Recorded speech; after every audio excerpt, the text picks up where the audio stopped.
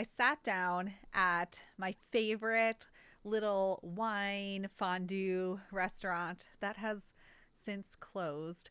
But I sat down at that restaurant, ordered myself a wine flight, three little glasses of Riesling, and a panini and a delicious salad. And I exhaled in a big way. This was the first time that I had done something just for myself in a very long time. And I really needed it. At that moment, I was thinking about grief and grief in an interesting way. Not the grief we experience when we lose somebody or a pet, a loved one, but the grief we experience over the life we thought we would live and the mismatched turnout, the unmet expectation, if you will. I, like so many of you watching this, am a person, was a person in that moment who is successful, has a good life. I had a good life. I still have a good life. On paper, did all the right things, checked all the boxes, and yet I was feeling so very depleted. I had this vision of what life would look like. I had a vision of what marriage would look like, what motherhood would look like, what growing into midlife would look like, what a career would look like. And nothing about my life was fitting that vision. I was spending so much time breathing life into everything around me that I needed to remember to breathe life into myself and the presence and energy that I was cultivating each and every day without attachment to a particular outcome.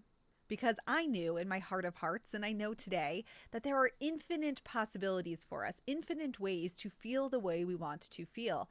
But when we aren't giving ourselves time and space to breathe and to be, it is very challenging to see those infinite possibilities. I knew that I was not in a good place because I was constantly mad at people. I was feeling very frustrated, snapping at my husband. I wasn't sleeping well. I was easily distracted and even causing chaos in my own life, trying to fix things and problem solve and try something new. And it was all because I wasn't taking space to breathe and to be and be present in my own energy, my own mind, my own aura, if you will, and cultivate the relationship I needed to cultivate with myself so I could show up as the successful leader in my life that I was on paper. That day, that one lunch that I spent alone by myself, me and a journal, sitting with my Riesling wine flight and my panini and my salad at one of my favorite restaurants that is no longer in business, unfortunately. That day was a turning point for me. I felt so much resistance carving out that time because there were so many other things I should be doing. There were so many projects that were backlogged and work to tend to and laundry to put away. And what would my kids do with their time besides sit home and be on iPads when I could be engaging with them? All of the guilt that comes with that, which is self-created guilt. And I struggled with that just like so many other people do. Making space for yourself is the ultimate act of rebellion and witchery. Our metaphysical practices, the power that we bring into dynamic situations and just conversing with other people, the power that we lead with when we walk into a room, when we make decisions, when we help other people ground and center themselves in our lives, that comes because you have made room to support yourself. That comes because you made the decision to choose yourself.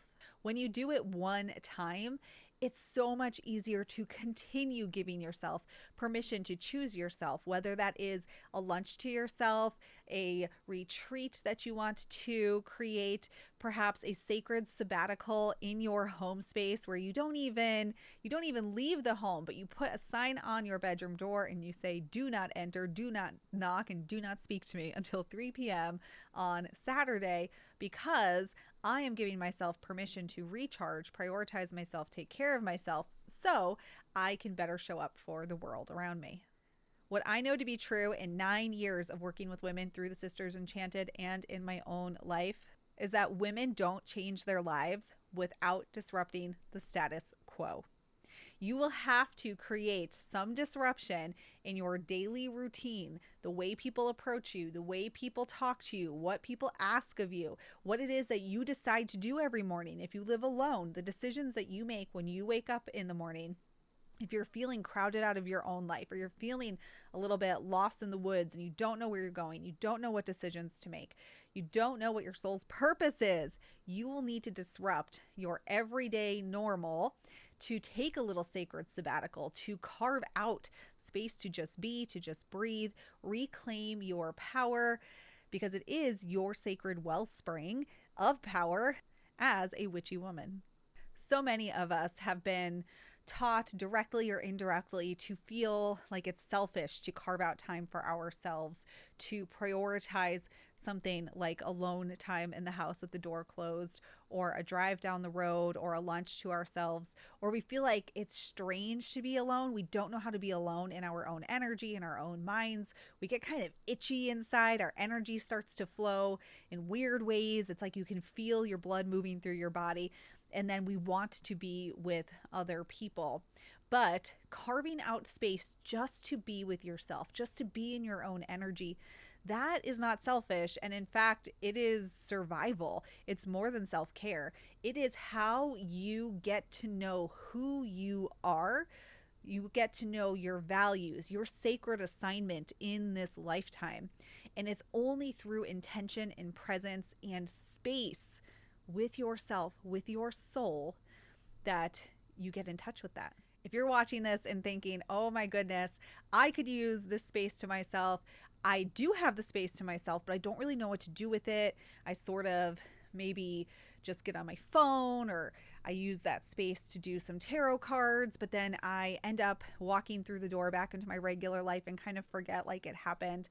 You are not alone. I'm going to link in the show notes for you, or the notes to this YouTube video, some resources we have on our blog to get you started on this journey of making space for yourself. But in videos 2 and 3 of this series, I'm going to talk to you a little bit more about this idea of a sacred sabbatical for yourself, right smack dab in the middle of your everyday life.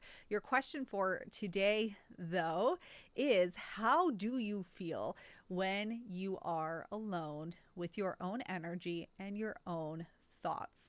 What is it that you start to do when you're in those spaces? I know for me, it's very easy to distract myself and find some way to be productive. So having some guiding force, some sort of outline or beacon to help me stay in the moment of being in sacred space is so critical. All right, y'all, I'd love to hear your thoughts in the comment area of this episode. Also, check out the community space here on our YouTube channel. It's a little tab you can click, and we're always sharing little odds and ends over there for you. And of course, check out the notes for this episode, where we will link up some resources.